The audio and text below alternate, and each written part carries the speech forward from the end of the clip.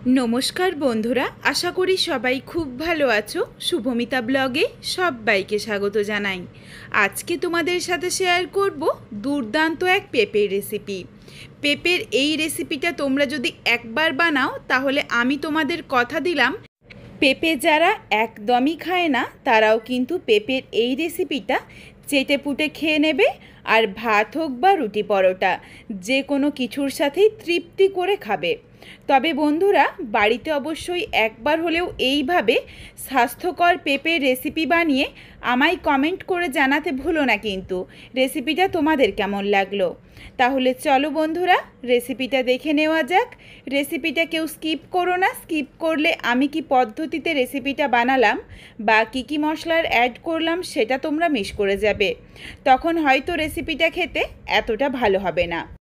প্রথমেই আমি পেঁপের খোসাটা ভালোভাবে ছাড়িয়ে পরিষ্কার করে অর্ধেকটা নিয়ে নিয়েছি। অর্ধেকটা পেঁপে যেমন কেটেছি পেঁপের কিন্তু ভেতরের বীজের অংশটাও খুব ভালোভাবে চেঁচে পরিষ্কার করে নিয়েছি, যাতে পেঁপের ওপরের সবুজ অংশটাও একদমই না থাকে আর ভেতরের বীজের অংশটাও একদমই না থাকে। এদিকে খেয়াল রেখো, এগুলো থেকে গেলেই কিন্তু হালকা একটা তেতো ভাব লাগে, সেই ক্ষেত্রে রেসিপিটা খেতে ভালো লাগবে না।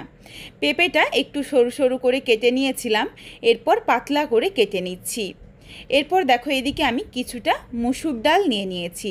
ডালের পরিমাণটা তোমরা নিজেদের পছন্দ মতো চাইলে আরও বাড়িয়ে বা কমিয়ে নিতে পারো। ডালটা জল দিয়ে ভালোভাবে ধুয়ে পরিষ্কার করে জলটা ঝরিয়ে রাখছি। এরপর মিক্সিং জারের মধ্যে নিয়ে নিলাম 1 ইঞ্চ পরিমাণ আদা কুচি। এরপর সামান্য একটু জল দিয়ে একদম মিহি করে আদাটা বেটে নেব। কড়াইয়ের মধ্যে 1 চামচ পরিমাণে সরষের তেল গরম করে নিয়েছি। বন্ধুরা এই রেসিপিটা কিন্তু ভীষণ স্বাস্থ্যকর, এই জন্য আমি খুবই সামান্য তেল দিয়েছি। তোমরা চাইলে কিন্তু এর থেকে আরও কম তেল দিয়েও রেসিপিটা বানাতে পারো। এরপর কেটে ধুয়ে জল ঝরিয়ে রাখা পেঁপেগুলো দিয়ে দিলাম। পেঁপের স্বাদ অনুযায়ী অল্প একটু লবণ দিয়েছি। এরপর পেঁপেটা নাড়াচাড়া করে মিনিট 2 সময় নিয়ে হালকা করে একটু ভেজে নেব। খুব বেশি ভাজার কিন্তু প্রয়োজন নেই, আর ঢাকা চাপা দিয়ে ভাজারও দরকার নেই। ঢাকনা ছাড়াই দেখো একদম হালকা করে ভেজে নিয়েছি। এরপর এর সাথে দিয়ে দিলাম মাঝারি সাইজের একটা টমেটো কুচি। টমেটোর পরিমাণটা কিন্তু একটা দিতেই হবে, তাহলে খেতে বেশি ভালো লাগবে। টমেটো দেওয়ার পর দিয়ে দিয়েছি ছোট্ট সাইজের একটা পেঁয়াজ কুচি। এরপর এরই সাথে দিয়ে দিলাম কয়েকটা চেরা কাঁচা লঙ্কা। তোমরা যেমন ঝাল খাবে সেই বুঝে কাঁচা লঙ্কাটা দিয়ে নিও, তার কারণ রেসিপিটার মধ্যে কিন্তু কোনোভাবেই গুঁড়ো লঙ্কার ব্যবহার হবে না, কাঁচা লঙ্কারই ঝাল হবে রেসিপিটার মধ্যে। সমস্ত কিছু দিয়ে আবারও প্রায় 1 থেকে 2 মিনিট মতো একটু নাড়াচাড়া করে নিয়েছি। খুব বেশি কিন্তু ভাজা হবে না। পেঁয়াজ বা কাঁচা লঙ্কা টমেটো একদম হালকা করে একটু ভেজে নিয়েছি। প্রায় 1 থেকে 2 মিনিটের মতো সময় নিয়ে একটু নাড়াচাড়া করার পর দিয়ে দিলাম কিছু গুঁড়ো মশলা। প্রথমেই দিয়ে দিচ্ছি সামান্য একটু হলুদের গুঁড়ো, খুবই অল্প পরিমাণে দিয়েছি, জিরের গুঁড়ো আর ধনের গুঁড়ো। গুঁড়ো মশলাগুলো দেওয়ার পর নাড়াচাড়া করে ভালোভাবে মিশিয়ে নিলাম। এই সময় কিন্তু গ্যাসের ফ্লেম লোতেই রয়েছে, নইলে গুঁড়ো মশলাগুলো পুড়ে যাবে। গুঁড়ো মশলাগুলো মিশিয়ে নেওয়া হয়ে গেলে দিয়ে দিলাম মিহি করে বেটে রাখা আদার পেস্ট। আদাটা দেওয়ার পরও প্রায় 1 মিনিট মতো একটু নাড়াচাড়া করে কষিয়ে নিচ্ছি, যাতে আদার কাঁচা গন্ধটা চলে যায়। খুব বেশি সময় লাগবে না, খুব সহজেই কিন্তু কষানো হয়ে যাবে। আর এখানে দেখো পেঁয়াজ বা টমেটো খুব বেশি আমি ভাজিনি। এই রেসিপিটার সাথে আমি একটা স্পেশাল ফোড়নের ব্যবহার করব, যেই ফোড়নটা দিয়ে দিলে এই রেসিপির কিন্তু স্বাদ ও গন্ধ সম্পূর্ণ বদলে যাবে। আদার কাঁচা গন্ধটা চলে গেছে। এরপর দিয়ে দিলাম ধুয়ে পরিষ্কার করে জল ঝরিয়ে রাখা মুসুর ডাল। মুসুর ডালটা দেওয়ার পরও আবারও প্রায় 30 সেকেন্ড মতো একটু নাড়াচাড়া করে কষিয়ে নেব। মুসুর ডালের মধ্যে যেটুকু জল রয়েছে জলটা শুকিয়ে যাওয়া অবধি অপেক্ষা করব। জলটা দেখো সুন্দরভাবে শুকিয়ে গেছে আর বেশ ঝরঝরে হয়ে গেছে। এরপর এখানে আমি বেশ কিছুটা পরিমাণে ঈষদুষ্ণ গরম জল দিয়ে দিচ্ছি। এখানে আমি গরম জলের ব্যবহার করলাম, তোমরা চাইলে কিন্তু রুম টেম্পারেচারের জলও দিতে পারো। জলটা দিয়ে নাড়াচাড়া করে মিশিয়ে নেব। এই জলের মধ্যেই ভালোভাবে ডাল আর পেঁপেটা সেদ্ধ হয়ে যাবে। এখানে অনেকেই কিন্তু একটু পাতলা ডাল পছন্দ করে, তারা জলের পরিমাণটা একটু বেশি দিয়ে নিও। আর যারা একটু ঘন ডাল খেতে পছন্দ করো তারা কিন্তু জলের পরিমাণটা কম দিও। এর মধ্যে দিয়ে দিলাম স্বাদ অনুযায়ী লবণ দিয়ে নাড়াচাড়া করে মিশিয়ে এটা ফুটে যাওয়া অবধি অপেক্ষা করব। সুন্দরভাবে দেখো ফুটে উঠেছে। এরপর গ্যাসের ফ্লেম লোতে করে ঢাকা চাপা দিয়ে প্রায় 6-7 মিনিট সময় নিয়ে ভালোভাবে সেদ্ধ করে নিচ্ছি। এই দিকে প্রায় 10-12 কোয়ার মতো রসুন নিয়ে নিয়েছি। রসুনটা থেতো করে নিয়েছি, ঠিক এইভাবে যেন দানা থাকে। একদম মিহি করে বাটলে কিন্তু এই রেসিপিটার সাথে খেতে ভালো লাগবে না। বেশ কিছুক্ষণ সময় নিয়ে ঢাকা চাপা দিয়ে ডাল আর পেঁপেটা দেখো সেদ্ধ করে নিয়েছি। এরপর এটা নাবিয়ে রাখবো আর এর সাথে যেই ফোড়নটা ব্যবহার করব সেই ফোড়নটা রেডি করে নেব। একটা পেঁপে দেখো চেপে দেখিয়ে দিলাম, সুন্দরভাবে নরম হয়ে গেছে। এখানে যেমন আমি পেঁপেটা একটু ভেজে নিয়েছি বা তার সাথে অল্প পেঁয়াজ, টমেটো বা একটু আদা বাটা দিয়ে যেমন ভেজে নিয়েছি, তোমরা চাইলে কিন্তু এই সমস্ত কিছু একসাথে দিয়ে হাতে মেখেও সেদ্ধ করে নিতে পারো, কোনো অসুবিধে নেই। এরপর দেখো কড়াইটা ধুয়ে পরিষ্কার করে আবারও এখানে আমি 1 চামচ পরিমাণে সর্ষের তেল গরম করে নিয়েছি।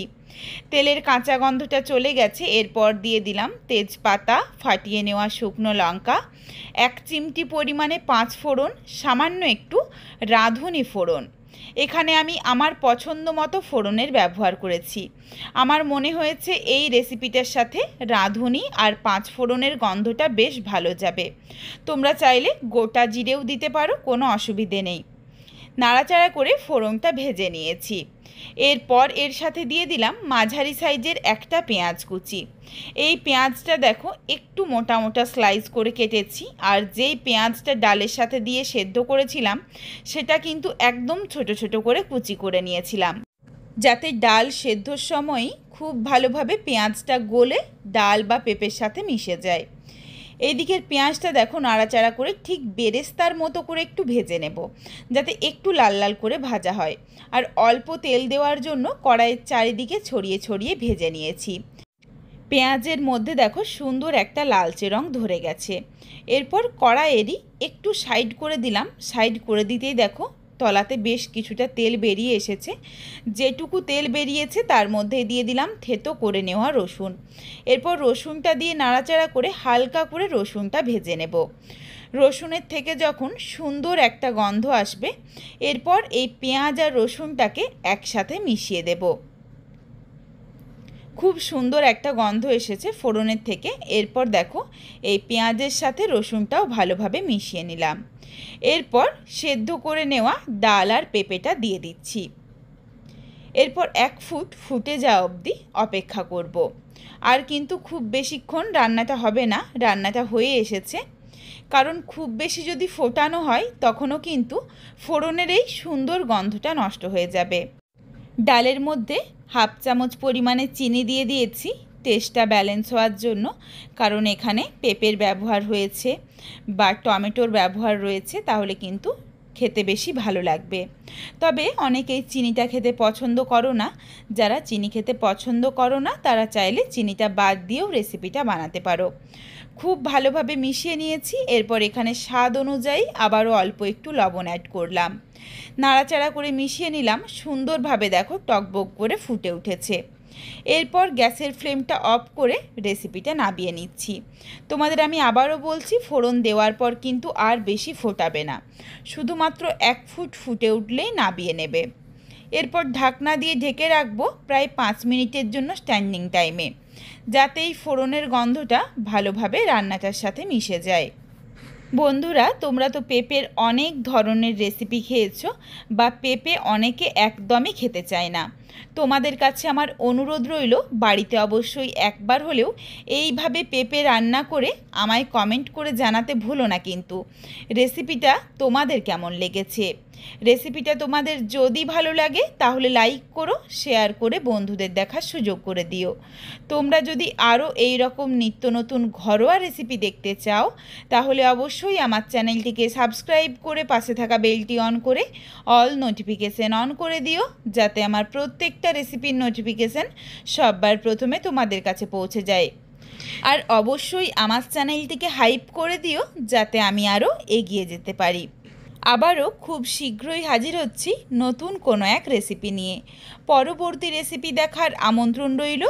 পুরো ভিডিওটা দেখার জন্য অনেক অনেক ধন্যবাদ। তাহলে আজকে আসি, সবাই ভালো থেকো, সুস্থ থেকো।